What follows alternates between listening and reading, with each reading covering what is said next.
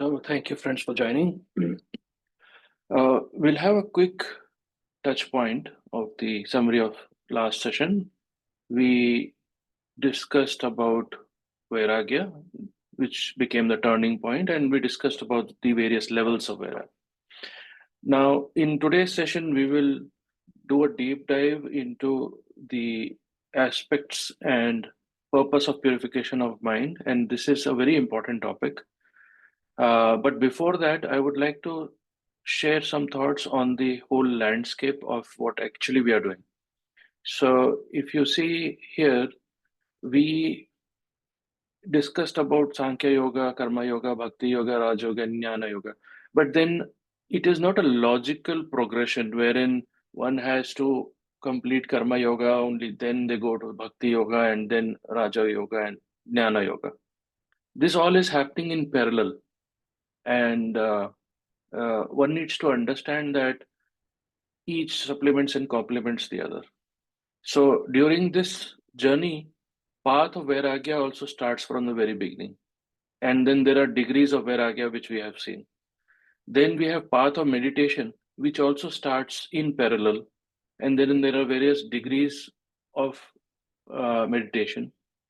Then Chitta Shuddhi or mind purification happens from day one onwards. And then there are degrees of mind purification happening.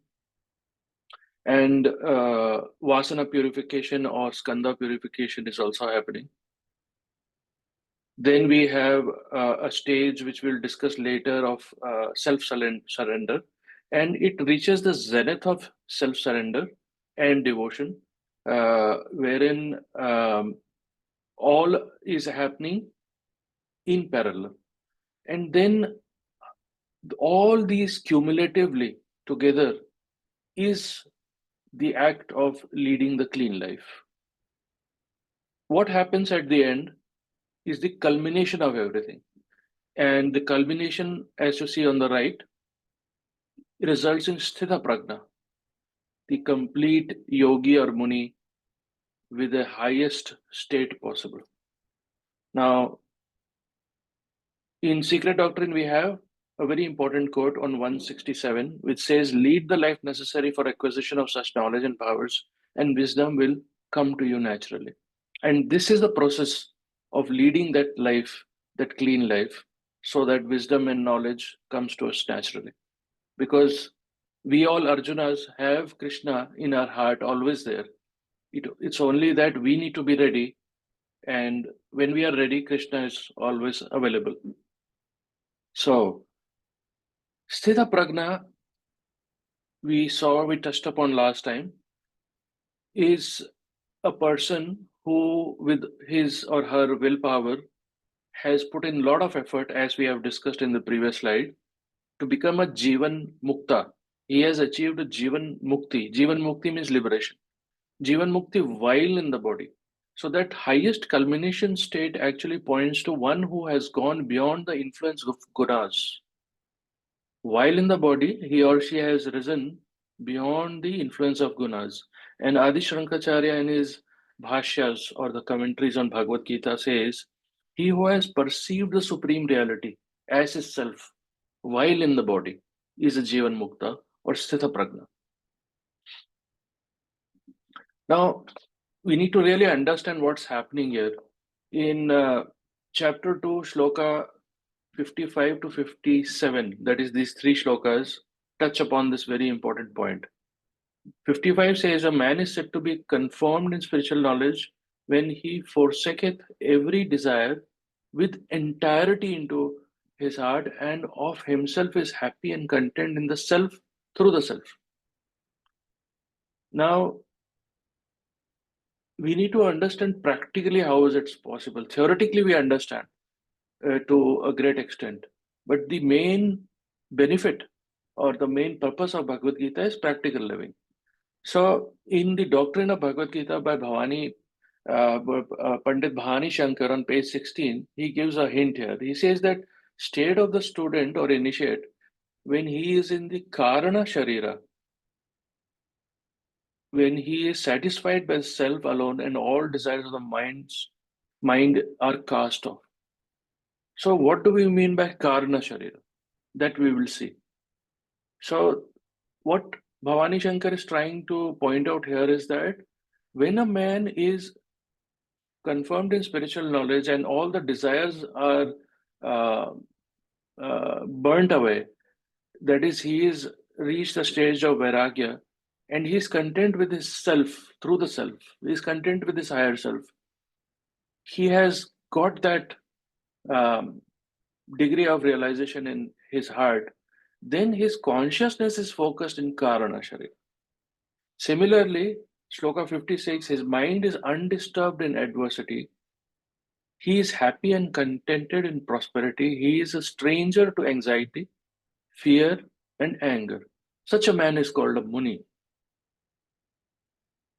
For a Muni, the state of consciousness is focused into the Sukshma center. And we'll see what these are. Then finally, when in every condition he receives each event, whether favorable or unfavorable, with an equal mind, he is then confirmed in spiritual knowledge. In this case, the focus of consciousness is on the physical plane. But yet in physical, he is performing the tapas or sacrifice. He is continuously on the highest physical plane and performing his duties. So let's see what are these Karna Sharira Sukshma Center and the physical from this perspective. Now we know that the sevenfold constitution, which we have been teaching, understanding, learning over the years, we have the physical body, the astral, and then the pranic and the kamic, and the Atma Buddhi Manas. But how do we correlate that to the bigger scheme of things? So here, this particular table provides a very interesting input. So if you see the lowest row, it is Stula Sharira. Stula is the physical body. Physical body associates or correlates or maps to the Vaishwanara, the complete Vishwa, the universal form equivalent of the manifested universe. Upadhi is known as Viraj, and Brahma's manifestation equivalent to that or the state is known as Vishwa. No need to worry about these complicated terms. We'll get into that. But let's get familiar with this. This relates to the Jagrat Avastha, the awakened state or waking state rather. That's the better word. When we are in a waking state, as if now we are discussing with each other, we are in Jagrat. This is the hall of ignorance as per the voice of silence. So the previous slide actually shows the idea about the one second, I'm not able to go back.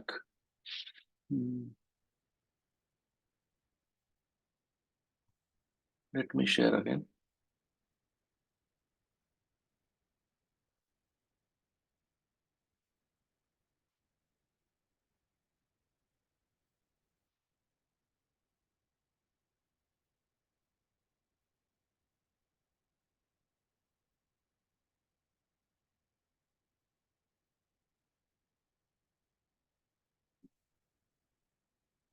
Hold on.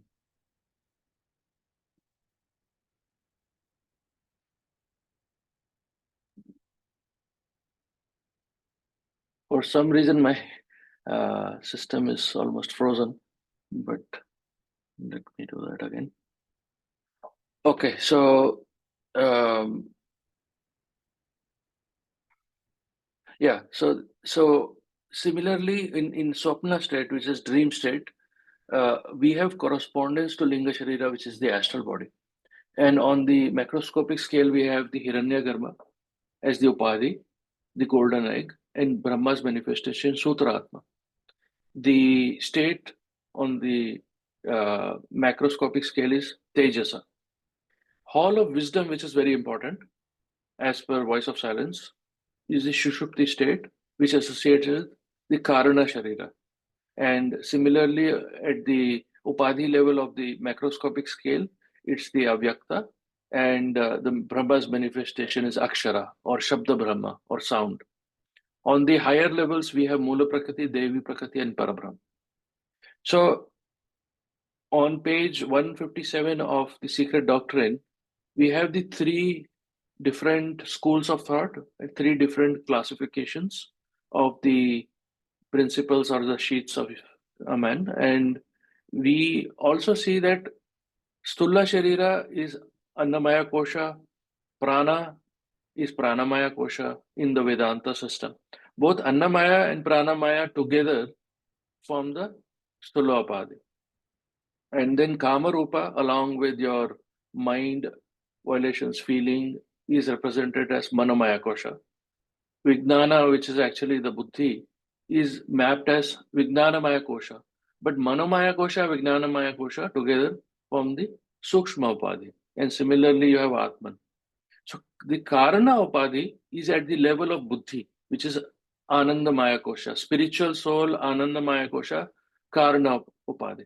So what Bhavani Shankar is saying is that when we are confirmed with spiritual knowledge and he forsaketh every desire with entirety into his heart and of himself is happy and content with the self through self, the consciousness is raised from the physical level to the buddhic level.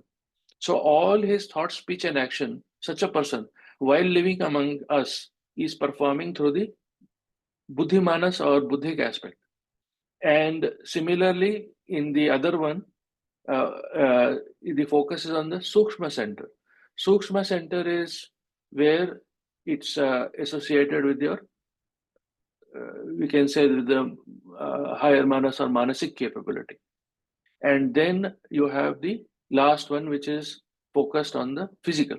But it doesn't mean that even if you are in the Stula Sharira or Annamaya Kosha or Stula Upadhi, that you are not on the higher state. The idea is that irrespective of in whichever body or whichever state or whichever center your consciousness is, you are on the highest of that. So that means if the whole human being is sevenfold, the macrocosm is also sevenfold, and each of the principles is also sevenfold, each of the plane is also sevenfold. So in the physical plane, if it is sevenfold, the highest seventh level would be where the Muni or the initiate who has achieved the first level of Shloka 55 would be operating. Now let's touch upon further ideas here. On page 150, on page 570 of volume 1, we are told for Buddhi, the Anandmaya sheath is but a mirror which reflects absolute bliss. And moreover, that reflection itself is yet not free from ignorance and is not the Supreme Spirit, being subject to conditions, being a spiritual modification of Prakriti and an effect. Atma alone is the one real and eternal substratum of all, the essence and absolute knowledge, the Kshetrajna. It is called in esoteric philosophy the one witness. So even at the stage of Shloka 55, when the disciple is at the consciousness level of Karana Sharira, or if we can point at this level, Hall of Wisdom, Shushupti, or from this table, if we see Anandmaya Kosha, Karna Upadhi, still Anandmaya sheet is a reflection of Atman and it is subject to conditions and it is not yet free from ignorance. So what happens is at the initial physical Jagrat Avastha, the topmost level of that, the disciple is still having a hamkara, and when he or she raises to the next level, so it becomes from I am so and so to I am to I am that I am to I-ness or something like that. And we need to reach at the level of Atman, where we are one with all.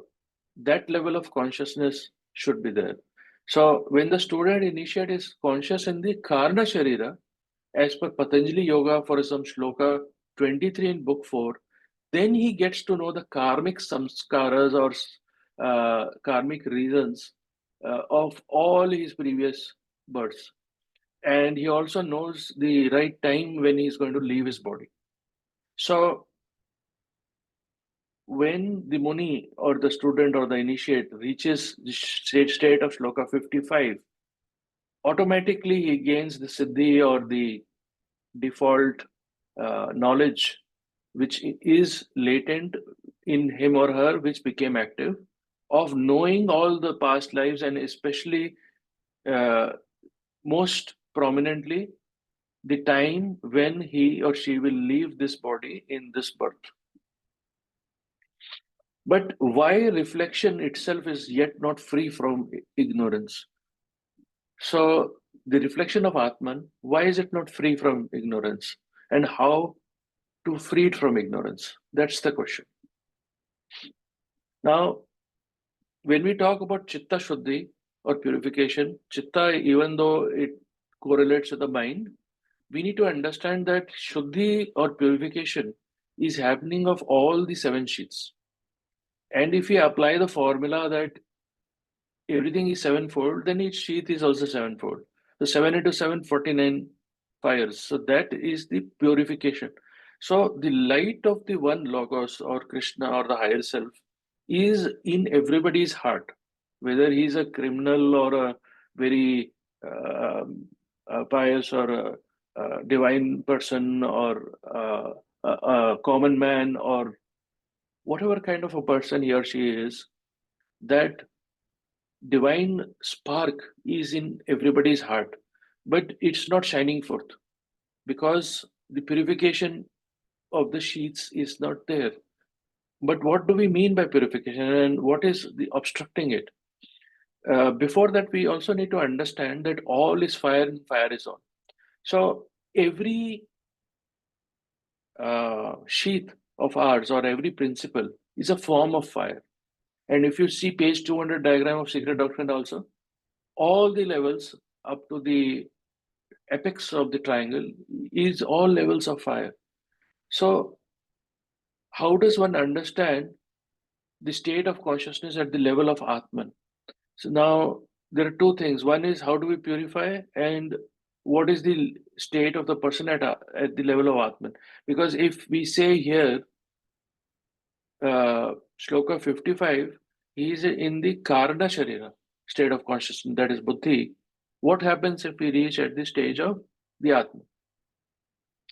This particular shloka also provides an insight into the same, that when the purification is done, then arises devotion. So devotion also arises when purification happens in parallel. So there is no purifier in this world to be compared to the spiritual knowledge. And he who is perfected in devotion findeth spiritual knowledge, springing up spontaneously in himself in the progress of time. The man who restraineth the senses and organs and hath faith obtaineth spiritual knowledge, and having obtained it, he soon reacheth supreme tranquility. But the ignorant, those full of doubt and without faith, are lost. The man of doubtful mind hath no happiness, neither in this world, nor in the next, nor in any another. No actions bind that man who through spiritual discrimination hath renounced action and cut asunder all doubt by knowledge. So the answer to the question, how does one understand the state of consciousness at the level of Atman, is here, wherein that state is a state of Kaivalya. Now, what is Kaivalya? How do we understand that? Patanjali Yoga Aphorisms, Book 4, Shloka 22, mentions that the only way to see the light of this pure consciousness, which is in each one's heart, is to separate off all vehicles, purify all vehicles. That's why we started with Chitta Shuddhi, purification of 49 fires, and see that the light in its purity without the obscuration even of the subtlest vehicle, that is subtlest sheath or kosha. So this particular state, if achieved, is Kaivalya. This is at the level of the Atman or the state of consciousness of the Atman. This is isolation of pure consciousness. This is the ultimate goal of yoga. So if we say Bhagavad Gita is a book of devotion, book of yoga, book of dhyana, this is the ultimate goal. Now, with the progress towards Sthita Prajna state, the consciousness also gets focused into the heart center. This is also in Buddhist perspective known as bodhicitta, which is very important. When the heart center activates, compassion also activates. When compassion activates, then devotion also activates. When devotion activates, then as we saw, there is natural springing of spiritual knowledge. Now, we need to understand, and I think most of us know about the five aggregates. The five aggregates are also known as the five skandhas or the samskaras or the vasanas. The material aggregate, feeling, perception, mental formation, consciousness aggregate. Now, these are the skandhas which are in every sheath, every principle, which is creating the obscuration. And this is what we need to purify. So going back to leading the necessary life is the purification of this. Going back to the question why the reflection itself is yet not free from ignorance at the Buddhic level also, because there is the aggregates, the skandhas, which need to be purified. And purification means not that we are destroying those skandhas as such. We are actually replacing them with higher skandhas, because we cannot do away with skandhas. They are the constituents, they are the building blocks, they are the aggregates, they are the heaps. Now, Mahatma KH mentions a very important point here. He says that he defines the skandhas as the elements of limited existence. He also writes, when referring to karma and reincarnation, that the old being is the sole parent, father and mother at once, of the new being. It is the former who is the creator and fashioner of the latter, in reality, and far more so in plain truth than any father in flesh. And once that you have well mastered the meaning of skandhas, you will see what I mean. It is the group of skandhas that form and constitute the physical and mental individuality we call man, or any being. This group consists in exoteric teaching the five skandhas: Rupa, Vedana, Sana, Sankara, and Manana. Now, further, it's mentioned that every single thought we think and action we perform has a definite and potent effect in gradually shaping and altering the nature of our skandhas. And this transformation, which may be for good or bad, depending on the nature of our thoughts and actions, will have an inescapable effect on us in the subsequent lifetime, if not in the current one. So every moment, every microsecond, the thought which is generated, the speech and action, and especially the thought, is actually forming our future lives also and changing the karma in our present life. It is also modifying, tainting the nature of the skandhas. So either we are purifying or we are defiling or creating it in a more grosser materialistic state. Here, further, the Mahatma says that skandhas represent not only a material but also a set of mental and moral qualities. And that even as we live this present life, they are ever and ceaselessly at work in preparing the abstract mold, the privation of future being. Hence, every moment of our life is so important. And understanding this concept makes us very vigilant and responsible person, because we see what a great impact it has on our life and future lives. Now, if you want to further understand what is the source of these impurities or vasanas or skandhas, we need to understand that there are three types of karmas: the sanchita karma, the prarabdha karma, agami, or kriyamana karma. So it's very straightforward. Sanchita karma is the karma which is accumulated, which needs to be worked out. So let's say we in the past had lived 100 lives, or let's say for the sake of simplification, 10 lives. In those 10 lives, we accumulated a lot of karma. And that karma cannot precipitate or flow in this life completely because of the situation in which we are. But part of it, more or less, depending on each individual situation, may flow. So that bank of karma, that entire collection of karma accumulated of our past lives is Sanchita karma. In current life, whatever is flowing, whatever we are experiencing, whatever is most appropriate for us to experience and nullify is the prarabdha karma. Now, this may also include those karmas which we started in the early life and they might precipitate in the later part of our life also.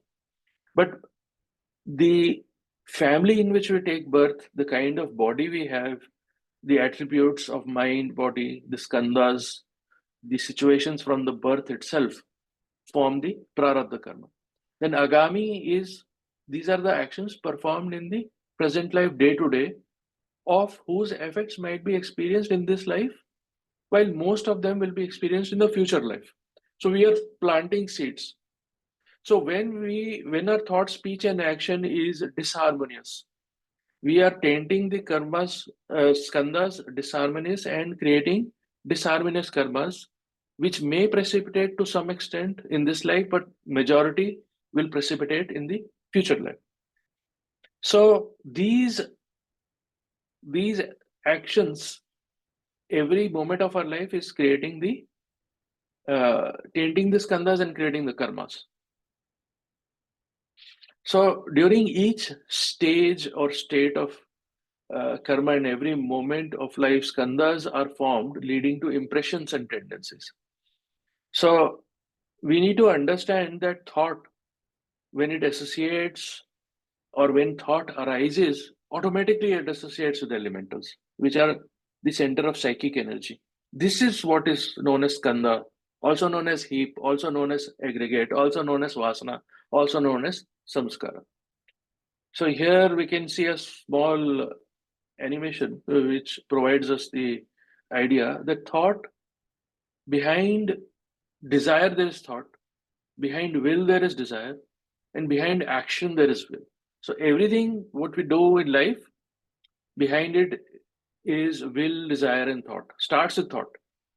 So we can see that due to grasping, we have a desire. So a thought arises, I need to have a big house and a Tesla car. So that thought is there and desire is there. Desire leads to willpower activated, the lowest form of willpower. And willpower forces us to work and earn money and get that house and car. And then this thought also is associated with feelings. And feelings are associated with that desire. And then we have the sensations associated with that. And then we have the emotions associated with it. All this, which is in the orange red circle, is nothing but karma. And elementals immediately are associated as soon as the thought arises, feelings, sensation, emotion. This is all happening in split seconds, and skandhas are formed. So uh, this is how every moment we are coloring our current and future life, and karmas are also being formed. So this binds us to the material life of sensation. This karma becomes the connecting principle within the higher triad and the lower. This becomes the real animal center, and united with the lower part of manas becomes the kama manas. And along with prana forms the vital sentient principle and becomes the seats of sensation. This causes a lot of vibrations in the various inner astral centers. And because this is a very gross vibration, all the astral centers are vibrating on a very gross vibration. And that's why defilement happens. So this is the same idea about how feelings, thought, elementals associated becomes skandhas. Now we'll touch upon the idea of how to purify the sevenfold mind, which is the main important thing. But before that, we need to understand what exactly is happening, what is the mechanics, and what exactly is mind, because most of us uh, need to really grasp the idea of mind, even though it's a principle, even though it's an instrument of buddhi. But sometimes we say higher mind, sometimes we say lower mind, sometimes we say buddhi manas, sometimes we say kama manas. So it could be confusing. Now, mind is one, but in order to understand the mechanics of mind, in order to communicate, we have all these concepts. So we say this one mind is actually having a higher aspect and a lower aspect. So the higher aspect is the higher mind, and the lower aspect is the lower mind. Now, these higher mind and lower mind are connected to each other because it's one unit. But when they are connected with the anthakarna. So on the left hand side, we see the definition which HPV provides in the glossary. And she says that the term has various meanings. Eh, So Antakarana is the actually the inner instrument in one way. The Sanskrit meaning of that is the inner instrument. And Shankara also renders the word as understanding or the internal instrument. But in very simple terms, it's the one mind. The higher aspect is individuality, the lower aspect is personality. It's connected with each other through Antakarna. This Antakarna is also known as the bridge or the path. And then, as per Patanjali and Yoga of Arsams and Bhagavad Gita, there's a slight difference. In the Bhagavad Gita world, the Antakarna is divided into four parts: Manas, Buddhi, Ahamkara, and Chitta. And in the Patanjali world, it is divided into Manas, Buddhi, and Ahamkara. Chitta is not there. Now, the moment you divide Antakarna into such four parts or three parts, what happens in this context? If I say Manas, it means the whole Antakarna. In this context, if we say Buddhi, it means the whole Antakarna. Ahamkara, it means the whole Antakarna. Why this has been done is that this is kind of a nomenclature or terminology which is used consistently throughout Bhagavad Gita and threefold Manas, Buddhi, Ahamkara throughout Patanjali Yoga offers. Now, just to understand, this is a chart which we saw earlier, but if we were to map from this perspective and understand Shloka 54 to 56, we will see that at the towards the higher mind, which is towards going towards Buddhi, you have the Buddhi Manasik aspect. Now, all this is happening in the Antakarna only. This is the path. And we ourselves are the path.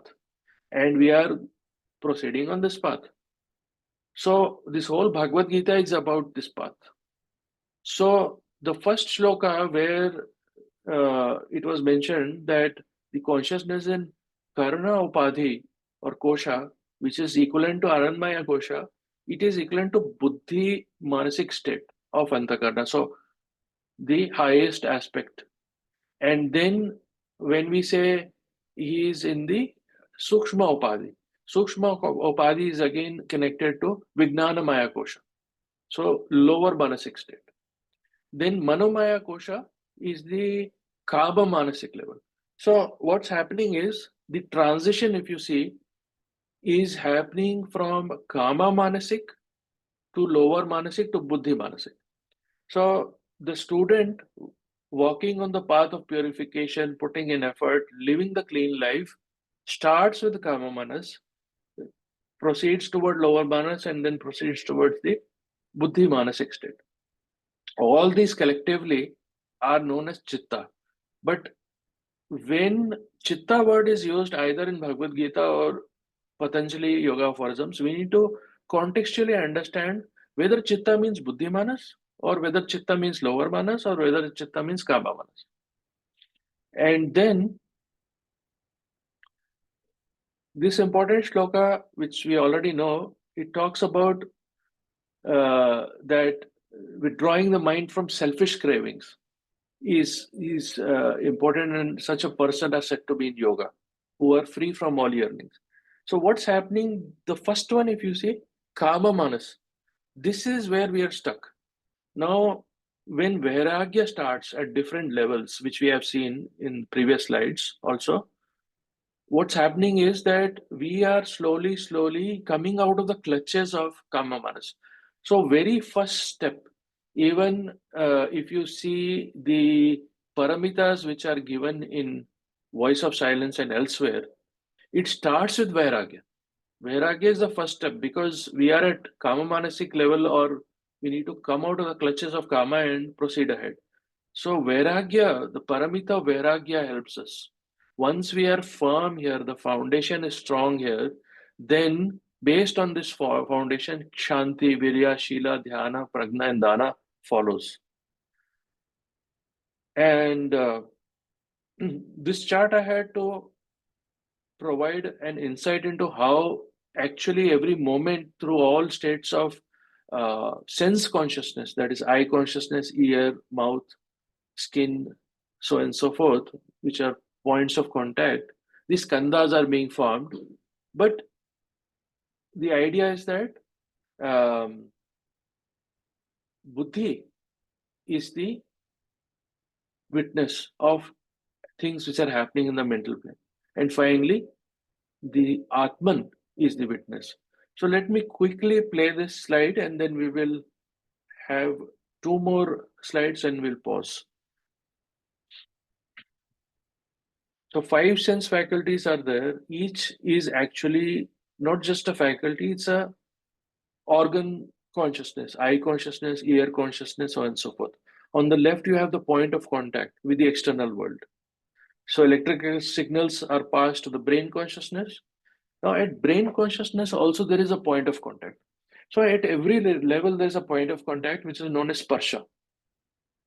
At the point of contact, what is happening is the interpretation is happening for each layer. But each layer is also each sheath, and each sheath is formed with skandhas. So at the point of contact, the skandhas which we have built in our previous lives and current life actually create a bias or a filter. And based on that filter, the interpretations happen at different layers. Now, if the skandhas were pure, then at the point of contact also the filtration or the bias will not happen. Then the individual will get the right interpretation. Means we will perceive actually how the world is. Now we are not perceiving the world actually it is. So our Mahatma will perceive the world in a different way, and we will perceive different because of these skandhas at every point of contact. They are creating the filters. So from brain consciousness goes to the point of contact of mind consciousness. Mind is the Raja of senses, the sixth sense. So all the senses are being viewed as one thought by the mind. From their point of contact with buddhi, seventh sense, and the witness consciousness Atman is there. And this is at the level of Paramartha Satya. And this is at the level of consciousness. At this level is the Kaivalya state. And then at each level we see skandhas are working, and then this can each thought can trigger a chain of thoughts. So chain of elementals and skandhas are created, and it's a very complex process, but we are trying to understand at least to some level. So this is happening in microseconds, but you see the impact which is happening and how our perception changes because of skandhas. If perception changes, then if we perceive in the wrong way or based on kama manasic or karmic uh, desires as the foundation, then all our life changes, because based on the foundation of karma, we thought it will be so and so, and we acted in so and so manner, and our future and present life and karma all get impacted. So, how important it is to purify the skandhas. And then I had some few thoughts about how multiple thoughts are creating chain of thoughts, and how there is this life of birth of thought, life of thought, and death of thought. The moment we are able to realize or be aware of this, then we can actually restrain ourselves from impulsive actions and so on and so forth. So finally, the idea is to constantly ponder on higher thoughts, higher and higher thoughts. And then what happens is that when we are putting in a lot of effort for focusing on higher thoughts, we will thus constantly keeping the mind absorbed in Krishna. The yogi of disciplined mind attains peace that culminates in liberation and abides in the state, the highest state.